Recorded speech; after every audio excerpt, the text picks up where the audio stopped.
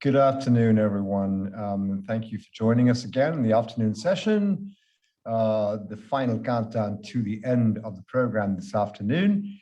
I am delighted to be able to introduce a remarkable set of folks that are going to be discussing the entire issue of reimagining food and going behind the slogans that they've each adopted as a means of being able to provoke discussion.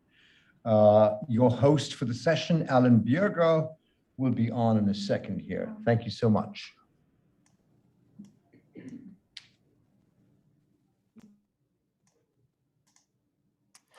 And thank you.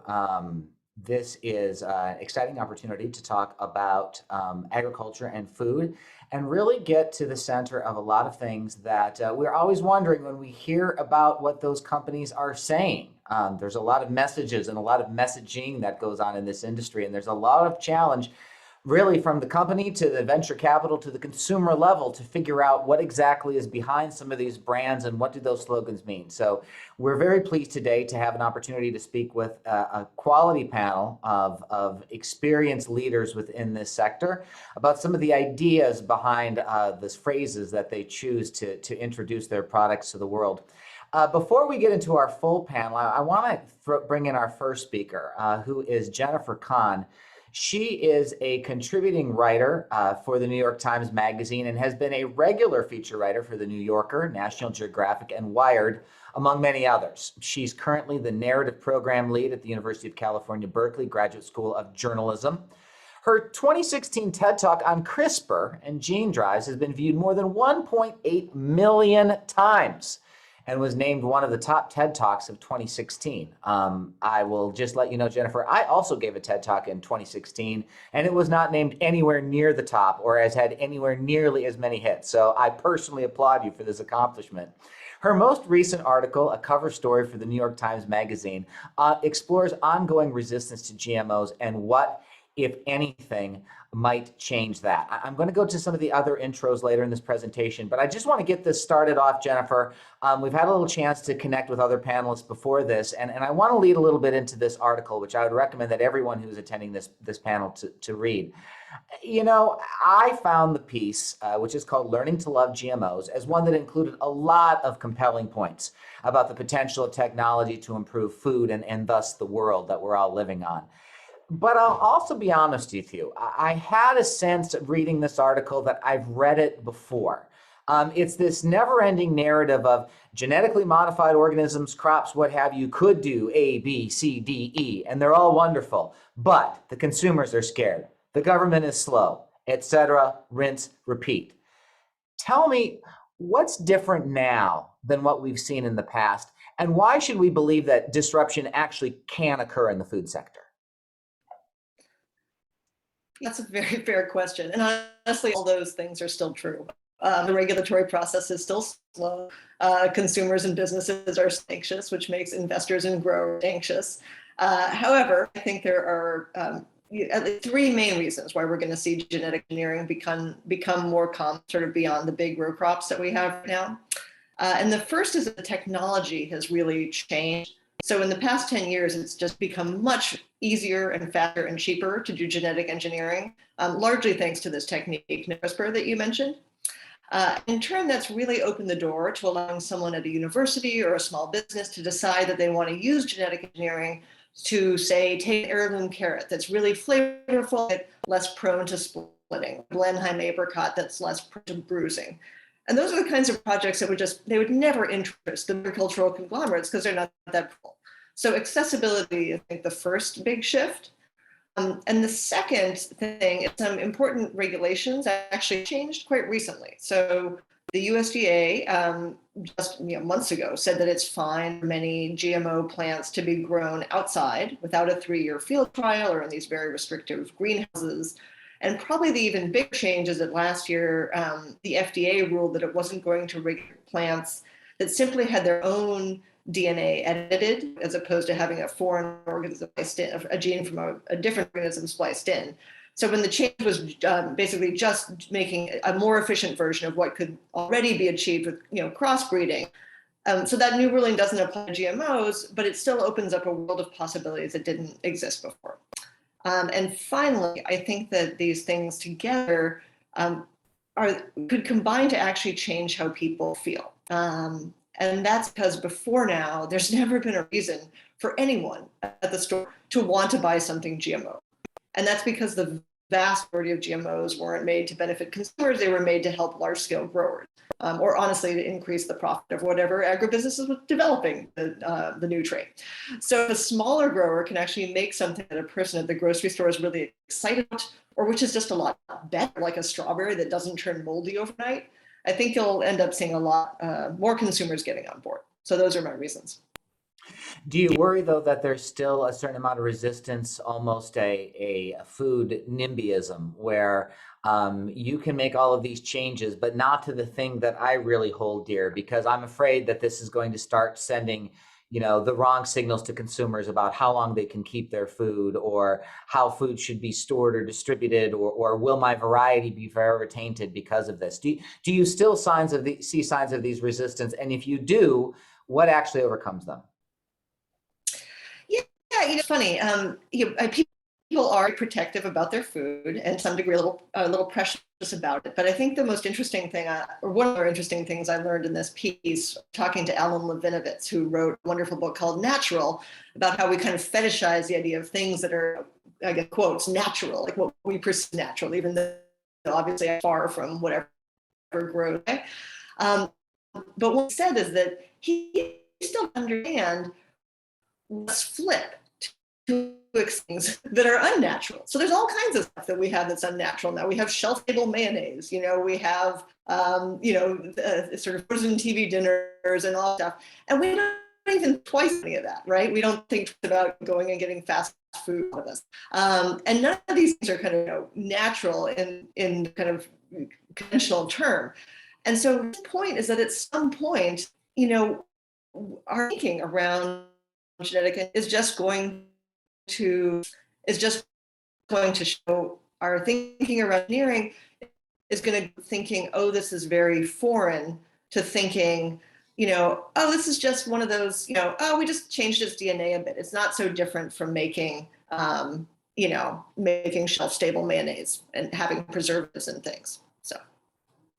So really, there's sort of a spectrum and sort of an evolution in terms of consumer acceptance. Yeah, that seems to be the case. There's all kinds. We were afraid of trains when they first got introduced, or some people were. So there's always a moment where and they were very legitimately worried about trains. They thought they were going to cause, like, if they would go too fast, it would cause people to literally go insane. So there's all these kinds of concerns, and then at some point they get convenient, and then they just tip over, and we accept them.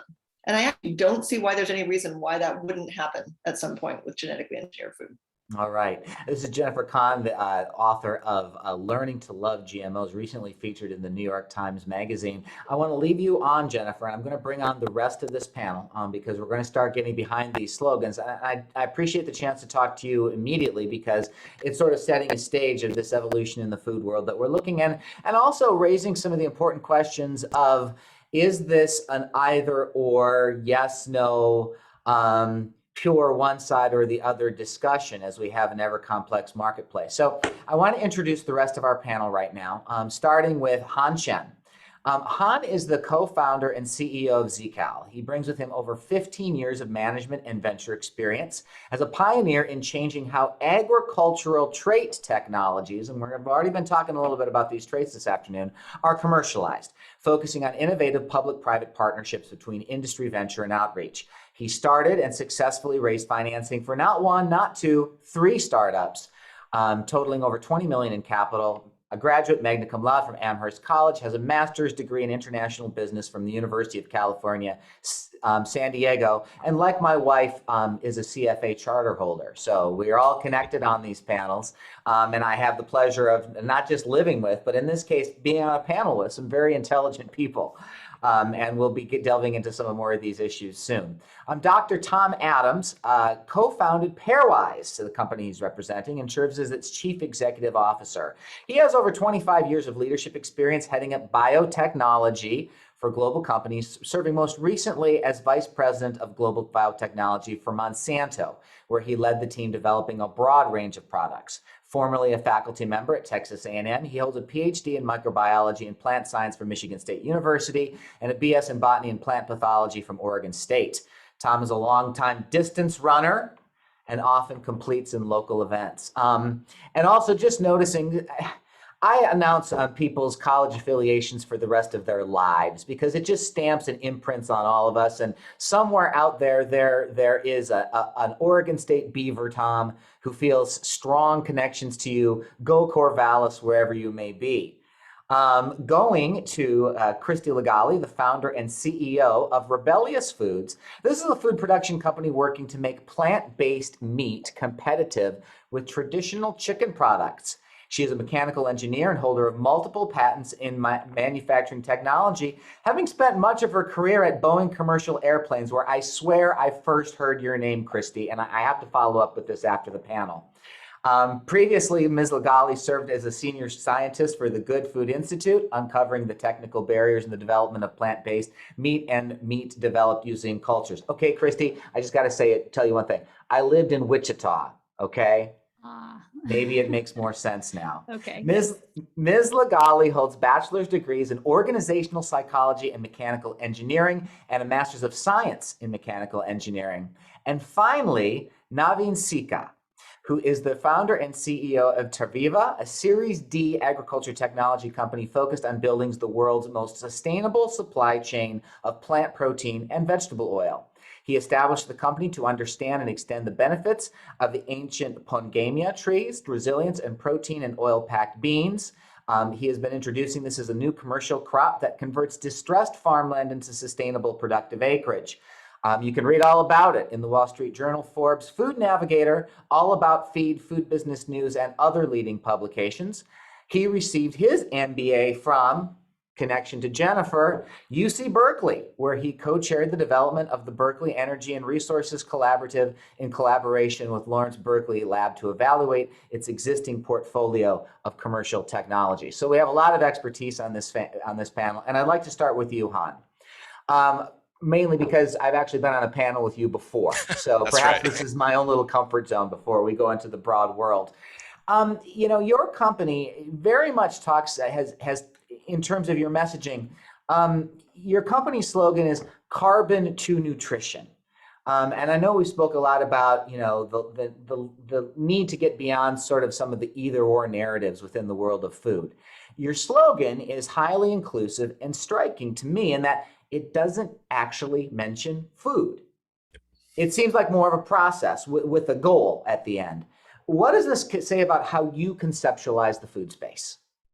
Yeah, so I think our slogan, it is absolutely process and very revealing of our technology, which is a trait technology that improves the photosynthesis of plants. And in several plant species, it increases the energy density and nutritional value. But where I think it really speaks to the food space, and again, reaching through to the consumer about how we bring those genetics to that dinner table in that conversation, is that when you think about what consumers really care about at the heart of their food system, it's, is it good for me? Is it good for the world? And am I consuming in a way that's responsible right now and for my children? And I think a lot of times when we talk about the either or, there's the food versus fuels, there's the I like the way it tastes, but I know it's not good for the environment. So a lot of what we're trying to do is use technology in the existing system, but really take away that guilt and allow the consumers to vote with their wallet to address what we believe to be the two most pressing issues on how food can impact the world. But with your own company, and maybe you can explain a little bit more about what you're doing, is that something that the consumer would ever even see and notice? You know, I think in the past, Alan, that's a great question. The answer was no, because we would, develop the genetics, and traditionally genetics would be sold to the farmer. And the farmer, as Jennifer mentioned earlier, they would have some kind of agronomic productivity benefit in the past, and it really stopped there. And the consumer never saw that value or how that influenced them, despite the fact that I would say that first generation traits had a lot of value for the environment and for just our food security overall. But what's different now with the traits that we're developing is that absolutely those traits carry all the way through to the supply chain, all the way to the dinner table. And the difference is that in addition to the technology innovations that we're working on, we're also very much innovating the business model. So how can we harmonize the supply chain so that the identity of the technologies we're developing are valued, shared, but then ultimately communicated? So you can imagine that with a more nutrient dense soybean, which is one of our first products, that what we're doing is we're allowing that bean to capture more carbon in the field, which is an immediate sustainability benefit with carbon capture. That's being translated into more oil, more protein, of the most valuable, lucrative parts of agriculture, the parts where we really demand, rather than just field yields, which really don't mean anything to the consumer. But what's happening beyond that is all the consumers of those byproducts, whether it's the animals, whether it's alternative proteins, whether it's the oils in your chips or in your renewable diesel, all of those values are now being communicated throughout the value chain, and you're getting more nutrient density, you're reducing effluents, you're increasing carbon capture. So it's really a sustainability nutrition story throughout the entire supply chain. I want to turn now to Tom Adams, because your slogan is creating a healthier world through fruits and vegetables. And I want to put an emphasis on fruits and vegetables because something we've already talked about here is some of the early messaging and some of the early potential of biotech, not being sold to consumers, but being sold to farmers, farmer benefit. When we talk about the history of genetically engineered crops, it is very closely associated with that of your former company, Monsanto, which developed a lot of products for farmers. I see now you seem to be doing things that would make Jennifer's contention and what Han has alluded to a reality, that we're past simply things that are serving the farmers, but are actually moving into the consumer space as well. Your website talks about berries and without seeds, leafy greens that aren't so tough, things that will make nutritious diets more appealing to consumers. But when people are thinking about diets heavy in fruits and vegetables, they're also thinking less processing, fewer additives, more natural, which has not historically been what biotech has necessarily been associated with. How does your slogan represent a chance to recalibrate and reset some of these expectations that have been set? Thanks for the question, Alan, and thanks for the shout out to the beavers. Not everyone gets it right. I'm impressed you didn't call us the ducks, so good job. So talk about a slogan, but really it's the mission for our company is to create a healthier world through better fruits and vegetables. And as you mentioned, I spent a lot of time working at Monsanto and have spent a lot of time in agriculture. And it's always a little bit frustrating to see so much investment going into really just producing calories that are predominantly fed to animals and cars, really. Corn and soybean mostly go to cows and pigs and chickens and cars and not the humans. And it is addressing a problem, and we're producing lots and lots of grains that are useful for lots of things. But there's, when we talk about the growing population, we can talk about feeding them grains or meat, but really there's a lot of opportunity to eat healthier foods.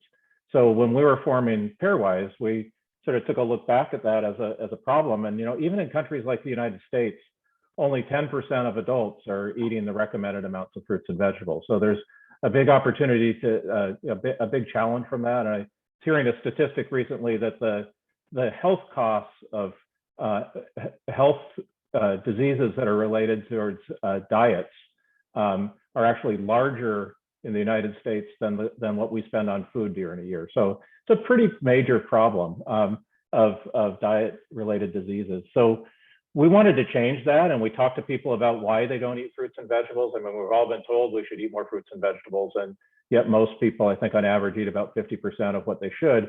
And when we talk to people, they're looking for more variety, more consistency, more convenience, things that fit into their lives better. And that's really, we thought this is an opportunity that technology could come to fruits and vegetables, and we could try to address problems that are affecting people's ability to eat fruits and vegetables. So, we've taken on challenges bringing technology to the produce aisle and giving choices of, pits and seeds can be a barrier to people eating fruits and vegetables. Making salads that are nutrient dense and have leaves that are still chewable. These are things that can really make a difference in people's consumption as we talk to people about it. So these are all traits that you could make through breeding. So in that sense, if breeding is natural, I don't know when we draw the line between natural and does that mean humans weren't involved in it or not, or if humans are involved, they're involved in breeding, and you could make these kinds of traits in crops through breeding, but it would take a very long time. And what we tended to do in the food chain and in our breeding systems is we have multiple customers. As you mentioned, there's the grower and a lot of focus on the grower and then the whole supply chain. And usually the consumer gets left out in the end. So we've really put our focus on the consumer and trying to identify traits that could really make a difference for a consumer and make a difference in people's consumption of fruits and vegetables. And we'll be open about using technology and transparent and give consumers choices let them vote. Would you consider this, to use some corporate speak, a both and approach, that there's room for all of this in the marketplace? That's corporate speak. I think that's for sure. And to talk about the consumer is a little bit to talk about as though there's one consumer is kind of not a easy conversation. We actually had some consumer conversations just last night, and the number of people who are excited about this kind of new traits that could help them eat more fruits and vegetables is quite significant. But there's also a significant number of people who don't want to have technology involved in their food at all. And I think both should have the opportunity to benefit. So let's take a look then at the role of technology in creating different food products that could potentially better serve consumer taste and give more consumer choice. Moving to Christy Legali. Your slogan is no harm, no foul. Okay, foul is spelled F-O-W-L. Okay, and there is none of it. This is a plant-based poultry product built on innovations in technology that also is based on an assumption that there are consumers who want something that is a chicken product that would not be farmed in methods that would be considered cruel. Within the food space, this is a controversial area, with something like the contemporary poultry industry being in opposition to your point of view. Does this conflict show a necessity ultimately of some sort of division in food systems? Why or why not? Well, I think I'd like to push back on the idea that the poultry industry actually is against what we are doing or doesn't actually share that point of view. It was John Tyson who went on and published the New York Times editorial saying that the food system was breaking under the pressures of COVID. And not to mention, it's the North American Meat Institute, largely, supported by Cargill and many of the biggest chicken industries, chicken companies, that has wholeheartedly embraced plant-based proteins as kind of a co-product alongside plant-based meat. And really, that's our philosophy as well at Rebellious Foods.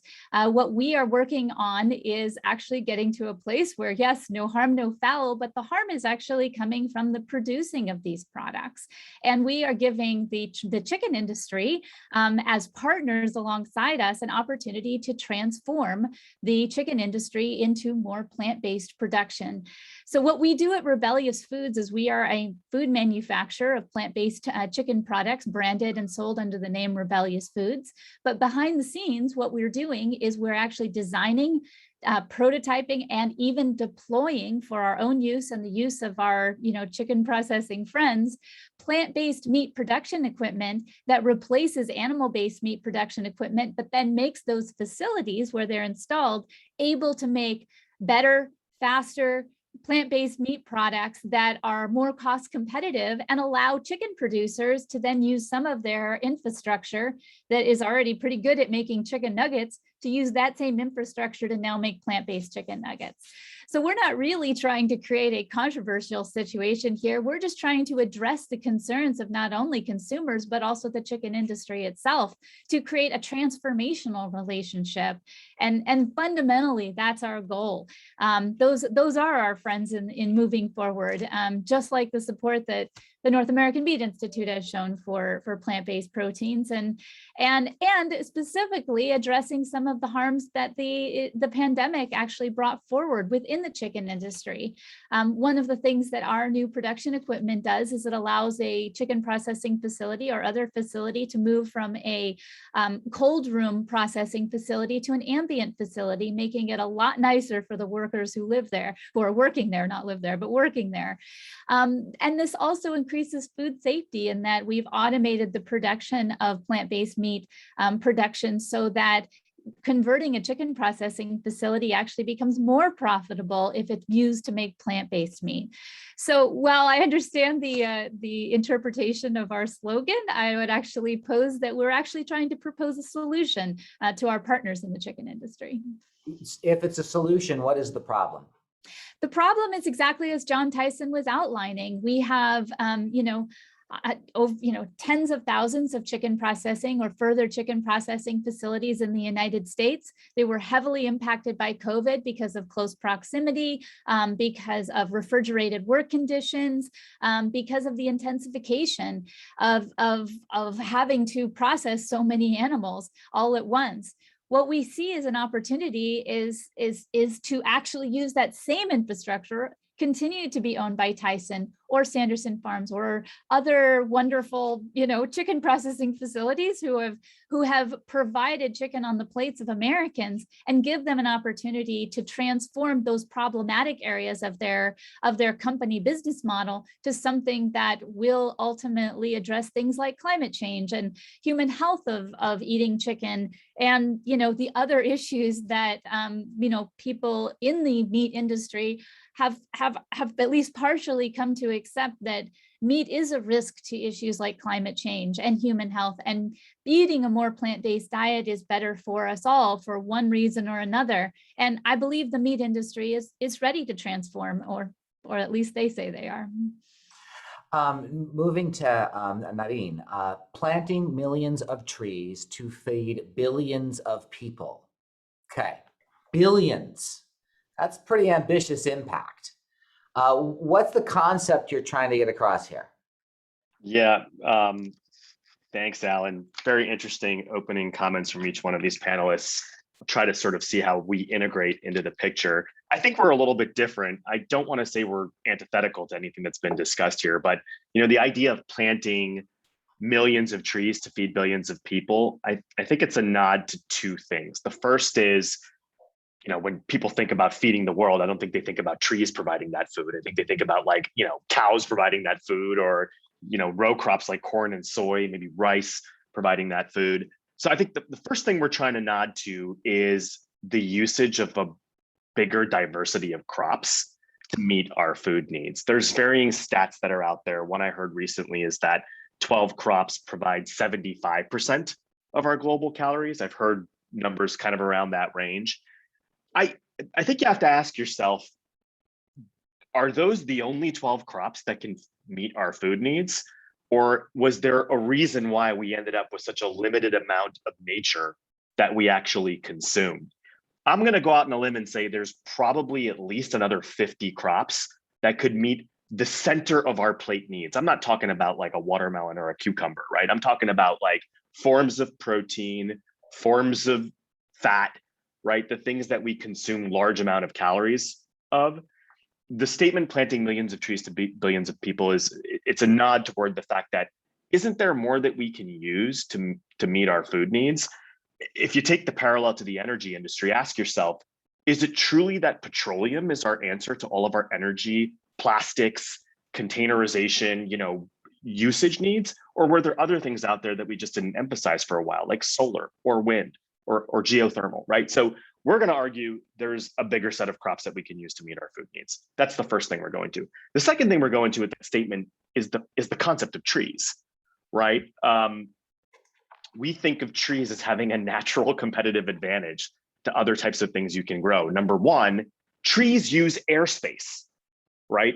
A row crop uses like 2 feet of the available land. Like trees are the original vertical farm, right? Before we decided to grow things on big poles indoor, trees existed, right? So I think they have a natural competitive advantage in terms of their ability to be much more resilient use space better, have root structures that mine for more nutrients and utilize the land better. I think it's also a nod to a system of farming that is called agroforestry, which is where you integrate trees with other types of crops, perhaps even grazing, to have mixed outcomes on a field, not just biologically having more resilience on that field because you're doing different things and not the same thing over and over again, but also economic resilience, right? 100 years ago, even in America, a Midwest farmer didn't just grow 2 crops, 1 crop a year and rotating another crop. They would grow 6, 10 different crops on that field in a given season or a couple of seasons to meet both biological and economic diversity. So the statement, planting millions of trees to feed billions of people, is about diversity of the crops we use. It's about a specific nod to trees and to agroforestry. We appreciate at Terviva. These are really hard things, given that we've built a modern food system that emphasizes scale, cost, and access, right? A lot of food for really cheap everywhere. Like, that's the history of the food system in the last 50 years. What we now need to bring in is a regenerative, restorative approach, both economically and environmentally, to food production, right? For Terviva, that means carbon negative food. It also means revitalizing land, restoring land back to better productivity, right? So that's why we focus on trees.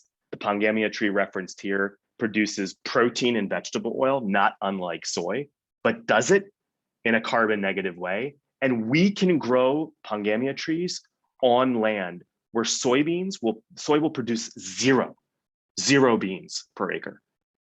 So that's our shtick.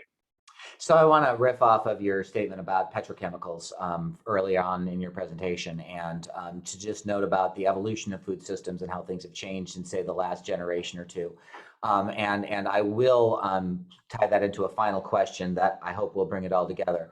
But I would say just one word to you, just one word: plastics. That's my tribute to the graduate and Dustin Hoffman. We're going to go over to questions, and I do want the audience to have a chance. So I'm going to turn it over to our host, Rohit, who has been taking questions from the audience. I'd like to come back in about 10 minutes, right before we're wrapping up, to have the privilege of asking the final question. But right now, I think it's worthwhile to hear what some of the people have been thinking about from this presentation. Alan, the one big one, and this is the one question that's out there right now. There may be more coming in based on what the panelists have said, but the one big one is recognizing that communicating with consumers is difficult. For example, the nutritional health benefits of Benefort broccoli is an example. Will consumers pay more for value-add genetics that are not game-changing and simply incremental improvements? That's just one big question. You can choose to answer it however you want to, Alan, or put it out to your panelists.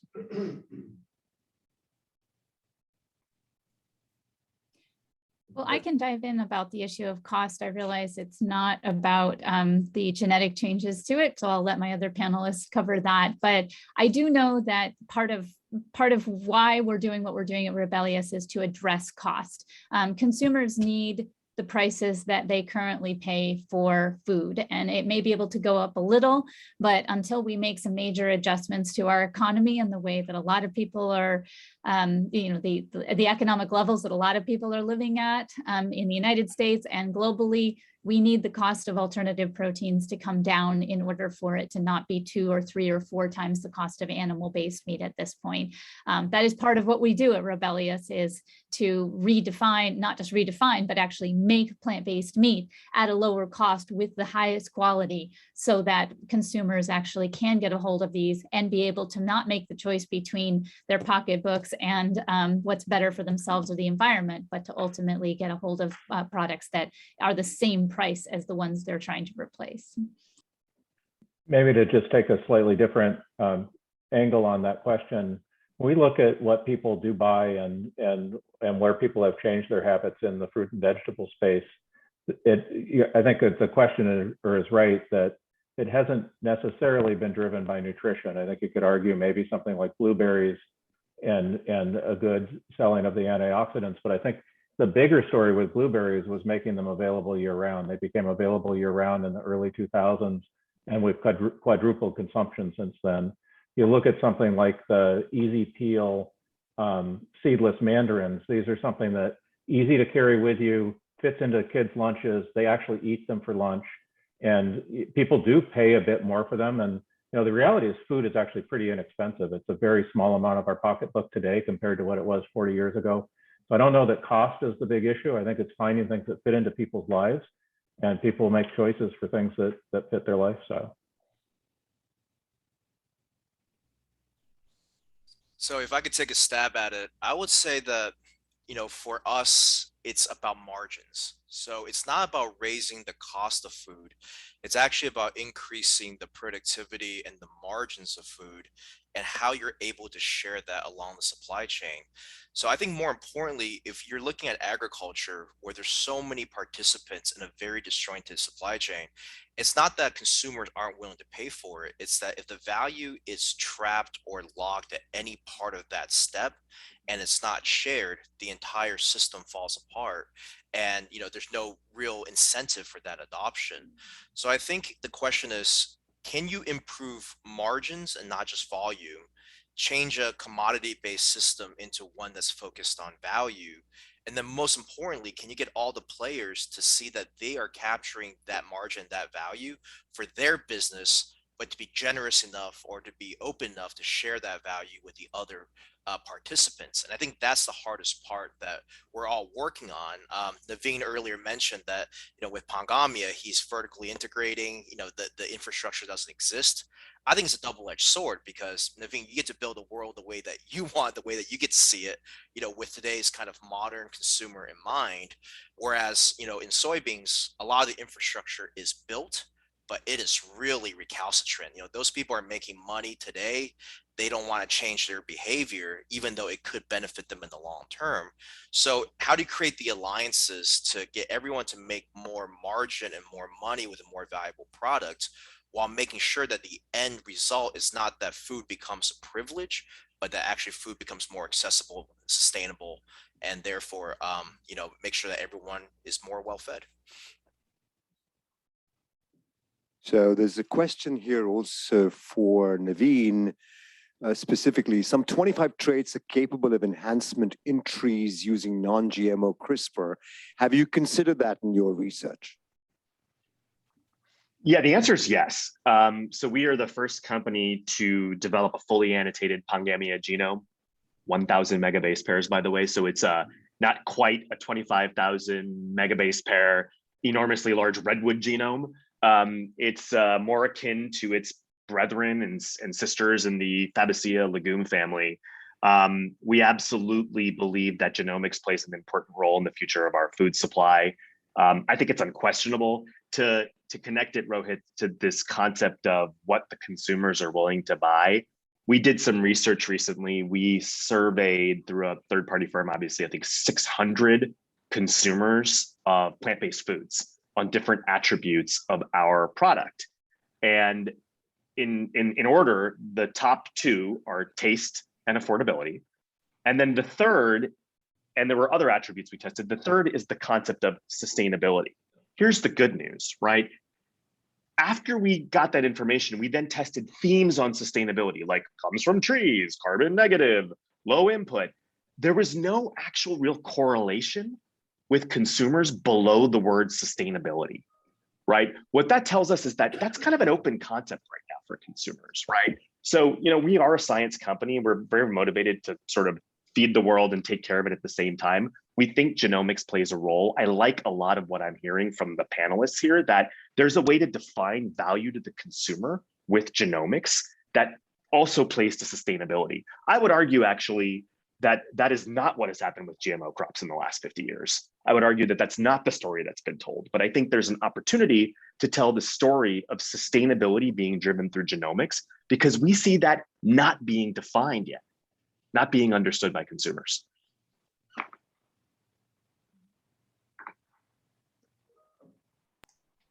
I don't know if the panelists have any thought about that. I think we have time for one more question, unless someone else wants to chime in on this one. Alan, do you want to go with a question? there's a few more, but they're kind of more assertions than questions. So I wanted to see if that's the question Well, or not. we do live in an age of assertion. I mean, if you have some greatest hits, you can bring them on over. But I also can just sort of wrap this up, and it's kind of a cop-out final question, but it does bring things together. And I think it is something that a lot of people listening to this panel would find interesting, because what we have basic here is a panel of agricultural CEOs, leaders, people who have a concept and a passion for it, who clearly are hoping for success beyond simply the bottom line, although the bottom line is an inevitable part of everything that we do in this society. I simply want to ask, and this gets back to the reference earlier about, what we were at in a food system 50 years ago, 60 years ago. There's been a lot of change, but seldom is this change revolutionary. This change is often evolutionary. It's the sort of thing that you maybe not notice over the course of a year or two, but you look back and you think, wow, things really have changed in the last 20 years. We're just coming past a 20-year milestone where there's been a lot of reflection on what's been different and what's changed and what was done well and what could have been done better. And it's something that we all take with us in our own jobs. And so I want to ask, I don't want to go so far into the future that it really becomes meaningless and it's not accountable. I just want to talk about 2030. I want to talk about 10 years from now. And I want to ask, kind of in reverse order from the introduction, how is the food system looking different at that point, 2030, 2031? How is it different, and how did your effort contribute to creating that difference? Because I suspect that's something you think about a lot of days. We certainly think about that a lot at Rebellious Foods, because we are a finished goods manufacturer, and we see our job as the ultimate, kind of the last step to the consumer, whether that is using the proteins of another plant-based supplier, whether that's new ingredients that need to be made into finished goods to be a plant-based meat replacement. We are designing and developing and deploying and using the manufacturing technology that makes it possible to get those products to consumers in the form that they ultimately need. So when we look forward in the future, oftentimes we don't actually look that far into the future, because we're trying to make a lot of difference right now. In 2015, we were warned that we only had 12 years before the tipping point of climate change. We're in even dire more situations right now. And, looking 20 years ahead, all we can do is hope that we can make enough change right now, as quickly as possible, that we can actually see what's going to happen in the future, that there are going to be more opportunities to do even better. But where I see the opportunity now is to make as much change as possible, literally within the next 2 to 3 years. Otherwise, we're not going to have as many options in the future. So I would say 20 years in the future, I really hope we've made a dramatic shift in our food system because we acted fast now. And so, yeah, that's what we're trying to do at Rebellious. And that's why we try to make our platform, our manufacturing technology, as available to process as many types of other proteins as possible, not just wheat and soy that we have available now for our products. Naveen, I saw you lean in. Yeah, it's a great question, Alan, to wrap up the panel, right? So 2030, I've got a friend who works in sustainability at Amazon, and he said something to me. He said, the great vacuum cleaner that sits at the end of the supply chain that's pulling through products is the consumer, right? Like, it is the force, and everybody has sort of nodded to the consumer. So what's going to happen in 2030, right? For starters, the grocery store is not going to be like, it's not going to be the same buying experience anymore. A grocery store is basically like a curated experience of what you're going to consume. Okay, so that's going to go away, right? Because the modern consumer likes the individual expression and the diversity that online channels offer, right? So I think we're going to have a much bigger diversity of products that the consumer's eating. I think they're still going to largely be driven on taste good and is affordable. But I think you're going to see, for example, a proliferation in plant-based foods, a continued growth in it, because it also is good for the planet and it's good for you, right? So I think we're going to see a much broader palette being consumed globally. Right now we have it here in the US, but it'll be global. I think that'll afford a lot of opportunity for change upstream in what kind of crops we bring to market and how we grow them. So I do think you made the comment about incremental change in the food supply chain. I think this may be one of the periods of time, Alan, where we actually don't see incremental change and we see really dramatic change in the next 10 years. Tom. Yeah, I'll be real quick. I know we're running out of time. I think, what we'd like to see is a change in the produce aisle. And I think comments from Naveen that it won't necessarily be a produce aisle, but the big change is to get more availability of more choice and more differentiation in produce that gives consumers choices that actually helps to change that number from 10% to maybe 25% of people eating the recommended amounts of fruits and vegetables and on the way up. Han Chen. Alan, I'm going to move beyond Zcow and our product specifically. I would say that the change I want to see most is that our entire innovation chain, through the supply chain just becomes a lot more nimble. You've often heard me say on bad days that our current supply chain just has to be burned down because it's just so recalcitrant, so focused on doing what it is today that it can't look even beyond, forget 20 years, can't even look beyond this quarter.